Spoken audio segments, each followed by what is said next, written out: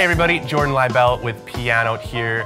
One of the main things that a lot of piano players want to learn is how to develop finger speed to get them playing fast. You know, you hear all these cool jazz players that are just racing along the keyboard. And how do you start doing that? Well, there's a couple ways to work your fingers to get them strong enough to play fast.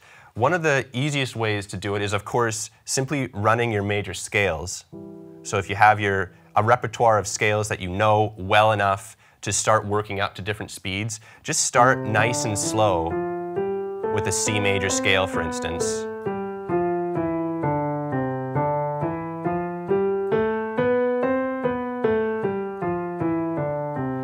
And work with a click track, and once you start feeling comfortable with scales at a nice slow pace, you can start building speed.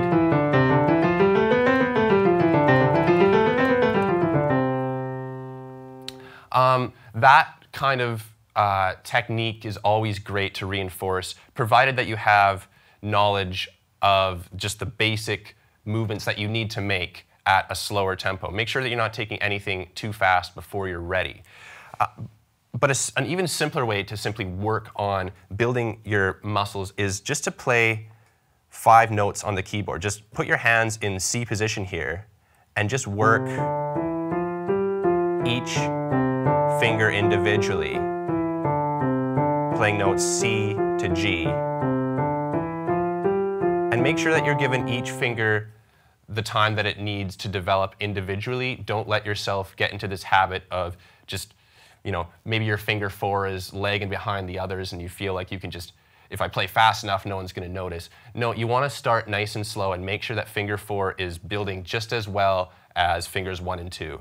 So as you keep working, you know, eventually you're going to be able to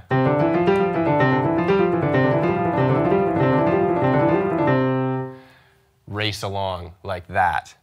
Another great technique to use to start building some finger speed is keep your hands in a simple arpeggio motion. We're going to keep ourselves in the key of C here. And what we're going to do is we're just going to play with fingers 1, 2, 3, and 5. We're just going to play this arpeggiated pattern. And we can do that in our left hand as well.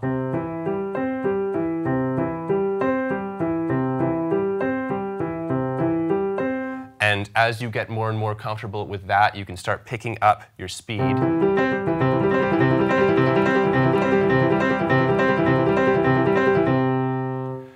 And when you start picking up your speed with an arpeggio like this, you should notice that you're actually playing a lot from your forearm, not so much from your fingers. You're actually taking a lot of your power from almost your upper torso, and you're able to kind of project your power on your instrument that way. And once you get comfortable with just this arpeggio in basic position, you can branch beyond that and do your thumb tuck to get your arpeggios up a whole other octave.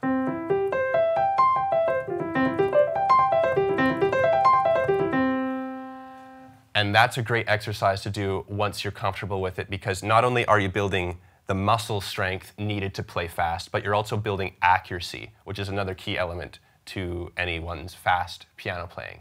You need to be able to, of course, do the motions that are needed to make your scales or phrases, you know, lightning speed, but you also need the accuracy to make sure that you're going to hit the notes right dead on each time. Another exercise that I like to use to get my finger speed up is actually the F blues scale.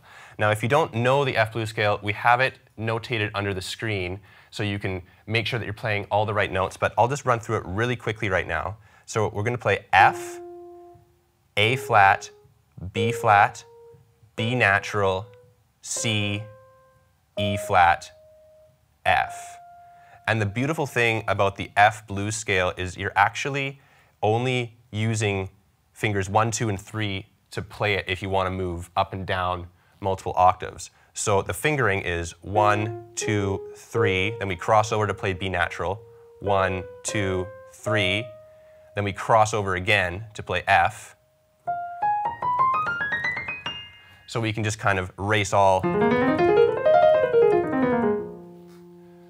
And once you get comfortable just taking it nice and slow, you know, eventually you'll be. So that's why a lot of blues piano players like to play in the key of F, because you have that nice, consistent fingering in the right hand, just 1, 2, 3, 1, 2, 3, 1, 2, 3, 1, 2, 3. Another thing that's really nice about playing something like the blues scale in F is, again, not only are you building your fingering strength, but you're also building on your accuracy as you're moving up and down the keyboard, because you're having to kind of stretch out and play along a wide physical space. And the final thing that we're going to look at is actually a precise little movement. We're just going to, I'll demonstrate it in the right hand here. We're going to go back in the key of C, and we're going to just, again, play fingers 1, 2, and 3, and we're just going to slowly walk up the scale, but we're going to reset our hands after every third note.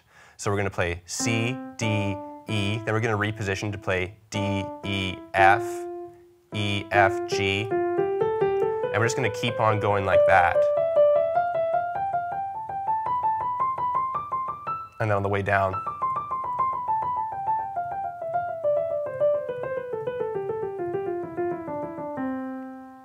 And if you want to really challenge yourself and build a ton of strength in both hands, you can actually do it with your left hand as well. And this time we're going to be building our 5th, 4th, and 3rd finger. So.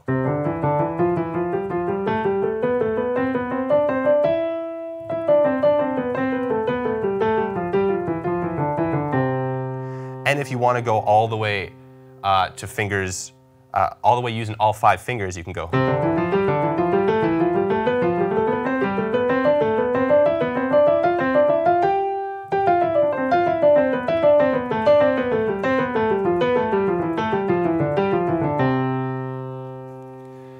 So those are just a couple exercises that you can use to build up finger strength and then get to playing them nice and fast to build up finger speed and accuracy.